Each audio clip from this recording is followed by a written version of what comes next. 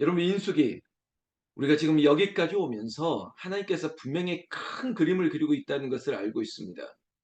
이스라엘 이 12지파가 여호와의 거룩한 군대가 되어서 광야의 이 척박한 세월을 어쩌면 그들이 언제일까 그리고 어디까지일지 알지 못하는 그들의 세월 가운데 그저 오합지졸의 행렬이 아니라 여호와의 군대가 되어서 행진하도록 만들었습니다.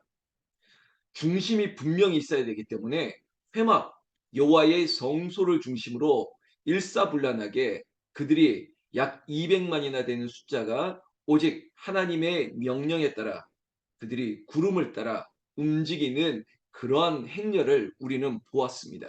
그리고 하나님께서는 이스라엘 이 백성들의 수를 정확하게 민수기처럼 백성들의 수를 인구조사 이것을 명령했습니다. 두 차례에 걸쳐서. 이유는 무엇이냐? 내 백성들이 여기까지 오면서 하나님의 은혜를 확인하게 만들고 그리고 그 인구조사는 나아가서 하나님이 약속했던 가나안 땅을 분배함에 있어서 여러분 그 가나안 땅의 분배의 원칙을 한번 떠올려 보십시오.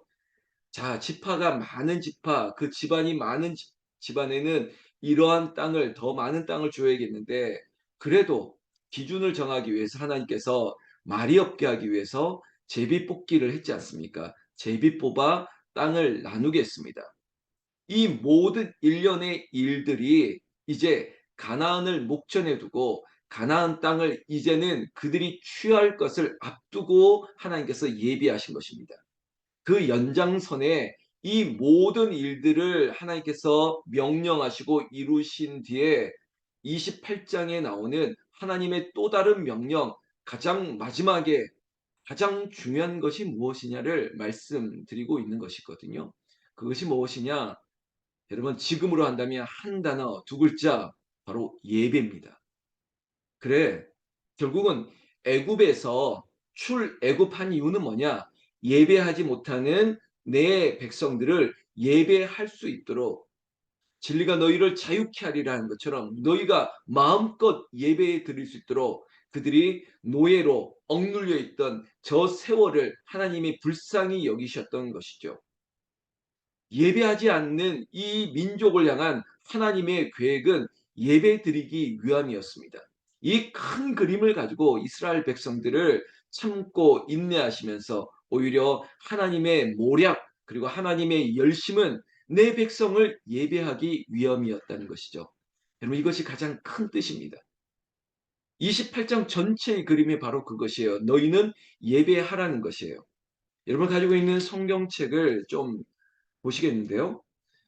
28장 처음 시작하는 1절 잠깐 눈을 돌려서 보시면 여호와께서 모세에게 말씀하여 이르시되 2절 이스라엘 자손에게 명령하여 그들에게 이르라 내 헌물 내 음식인 화제물 내 향기로운 것은 너희가 그 정한 시기에 삼가 내게 바칠지니라. 네. 이거 굉장히 인간적으로 한다면 어려운 말입니다. 늘 이런 패턴이긴 하지만 여러분 불러다가 모세에게 그리고 모세를 통해서 내 백성에게 제가 이렇게 할 수 있죠. 자, 황경숙 권사님 불러다가 권사님, 우리 여전도의 성도님들에게 이런 것을 대신 얘기해 주세요. 제가 명령을 합니다. 근데 그 명령이 뭐냐면, 자, 담임 목사에게 이런 것 좀 바치라고, 이런 것 좀 주라고, 이런 것 좀 이렇게 드리라고, 이런 얘기를 한다면, 말하는 저도 부끄러울 거고, 그것을 전달하는, 뭐, 예를 들어서 모세도 불편할 것이고, 또 그것을 받아들여야 되는 이스라엘 백성들도 이거 뭐야? 이거 결국은 달라는 얘기 아니야. 이거 우리한테 이런 부담을 주는 얘기 아니야. 이렇게 대꾸할 수 있는 것이죠. 그런데 이것을 명령하는 주체가 누구냐면 바로 하나님이세요. 우리 주 여호와. 그리고 특별히 너희를 출애굽시켰던 너는 내 백성이 되고 나는 너희 하나님이 되신 하나님께서 당신의 백성에게 요구하는 것이 여러분 우리의 인간으로 눈으로 본다면 결국은 당신에게 달라는 것이지 않습니까? 바로 향기로운 것으로 그리고 흠없는 좋은 것으로 그리고 너희들은 이렇게 이렇게 규례를 정해서 나에게 바치라는 거예요. 이것을 인간적인 눈으로 보면 굉장히 좀 '이게 뭐지?' 이렇게 할 수 있겠죠. 결국 하나님 받기를 원하시는 분이신가? 아니에요. 여러분 우리가 우리 자녀들에게 교훈을 주고 그리고 가르치는 거지 않습니까? "그래 이런 날은 이렇게 하는 거야." 어쩌면 쑥스러울 수 있지만 여러분 아버지 어머님들이 너무 "아유 됐다, 됐다." 그러지 마세요. 하나의 교육이 필요한 것이에요. "그래 이럴 때는 이렇게 드리는 거야." 여러분 딸을 시집 보내는데 딸에게 가르쳐야 되지 않겠습니까? "어른 공경해야 된다. 그리고 어르신들에게는 이런 날을 기억하고 이렇게 해야 된다." 이런 거 가르치지 않습니까? 하나님은 받기를 원하시는 것이 아니라 너희가 드림으로 너희가 복을 받을 것을 하나님께서 말씀하시는 것이에요. 이것을 어떻게 수용하느냐 받아들이느냐의 차이가 크겠죠. 그래서 하나님은 제가 모두에 말씀드렸지 않습니까? 어쩌면 인간적으로 쑥스러운 얘기 아닙니까? "이거 나한테 주세요. 이거 나한테 달라고 가르치세요."라고 말하는 게. 그런데 하나님이 우리를 위함이라는 것이에요. 그런데 뭘 가르칩니까? 바친다는 얘기 결국은 예배예요. 제사에 대한 규례를 얘기하고 있습니다. 그 제사에 대한 규례를 쭉 얘기하는데 여러분 내려오다 보면 9 절에 안식일에 대한 얘기 그리고 초하루에는 이러이러한 것을 지켜라라고 얘기하면서 오늘 우리가 보았던 16 절에 유월절에 대한 얘기가 시작되고 있습니다. 결국은 안식일의 규례가 중요하고 그리고 또한 유월절에 대한 절기에 대한 규례를 강조하고 있는 것이에요. 여러분 특별히 유월절은 이스라엘 유대인들 이 하나님의 백성들에게는 아이덴티티라고 하는 정체성과 같은 것입니다. 왜? 이 절기의 핵심은 뭐냐? 여러분 기억하시죠? 애굽에서 10 가지 재앙 마지막 10 가지 재앙까지 바로가 애굽이 버텼습니다. 못 너희들을 못 내보내겠다는 거죠. 그런데 10 번째 재앙이 뭐였습니까? 장자의 죽음이었습니다. 그러나 하나님께서는 이스라엘 백성들에게 미리 예고해서 "어린 양의 피를 너희의 좌우 문설주에 발라라. 그러면 사망의 권세가 패스오버 지나갈 것이다."라고 얘기하면서 여러분 큰 은혜. 결국 이 유월절의 첫 번째 유월절 그 애굽에서 장자의 죽음으로 모두가 곡할 때 이스라엘 백성들은 오히려 자유가 선포되는 날이었습니다. 그들이 그렇게 애굽 땅에서 이 유월절을 기억하면서 나오게 되었기 때문에 여러분 해방되었습니다. 자유를 얻었습니다. 우리에게도 광복절 이런 날이 중요한 것처럼 이것은 우리나라의 정체성 그리고 이 유월절은 이스라엘 백성들의 정체성과 같은 절기이기 때문에 하나님은 그 날을 기억하여서 예배드릴 것을 얘기하는 것이에요. 쭉 이런 얘기 뭐 여기에 대한 우리가 각 논을 항목을 보기보다는 그래 유월절 누가 너희들을 자유케 했느냐 이거죠. 하나님이 너희에게 자유를 주었다는 것입니다. 여러분 이거 기억하고 하나님 앞에 감사를 드려야 되는 게 맞죠. 그래서 그 유월절의 절기를 하나님께서 지킬 것이다라고 명령한 것입니다. 그리고 이어서 무교절에 대한 이야기도 나오는데 사실은 유월절이나 무교절이나 기간의 연속성에 있는데 유월절도 출애굽과 연관돼 있고 그리고 무교절이라는 건 뭐냐면요. 여러분 그저 빵을 만들 때 누룩을 넣지 않고 이스트를 넣지 않고 빵을 만든다는 거예요. 근데 왜 그랬을까? 여러분 급한 것도 있겠지만 여러분 광야에 세월을 보낼 때 누룩 없는 아주 딱딱한 거 여러분 지금 우리가 뭐 파리바게뜨 같은 데 보면 뭐 바게트 있지 않습니까? 딱딱한 빵. 근데 그거보다 더 딱딱한 거예요. 왜 그랬을까?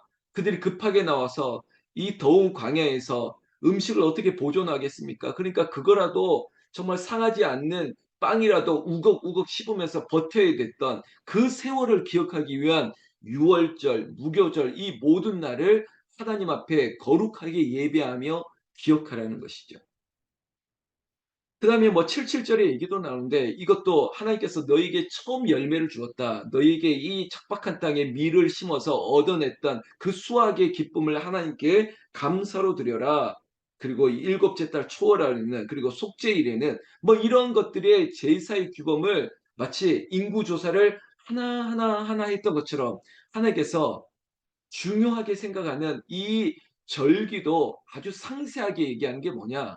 여러분 다시 한번 지금 가나안을 들어가기 바로 목전에 두고 있습니다. 그러니까 40 년이 되는 해이기 때문에 얼마나 중요합니까? 충분히 준비해서 여행을 갈 때 충분히 준비해서 가는 것처럼 여러분 이거 준비해서 이제는 너희들이 평생 살아야 될 땅, 완전히 이주하고 정착해야 될 그 땅에서 필요한 것들을 하나님께서 앞서 인구조사도 아주 자세하게 했던 것처럼 이제 예배드리기 위한 그 규례와 법도도 자세하게 설명하고 있다는 것입니다. 여러분, 예배가 번거로운 것이 되어서는 안 됩니다. 예배는 우리의 호흡이 되고 우리의 생명줄이 되어야 되는 것입니다. 예배 없는 삶은 안 됩니다. 특히 가나안에 정착해야 될 지금은 우리도 마찬가지입니다. 분명히 가나안은 우리에게 새로운 선물인 것 같지만 그 가나안 마치 동전의 양면과 같아요. 풍요로운 땅이 그 풍요로 말미암아 우리에게 죄악이 관영한 땅으로 언제든지 바뀔 수 있다는 것입니다. 마치 무역 항구 도시 돈이 많이 모이는 곳에는 뭐가 따라옵니까? 죄가 따라올 수 있거든요.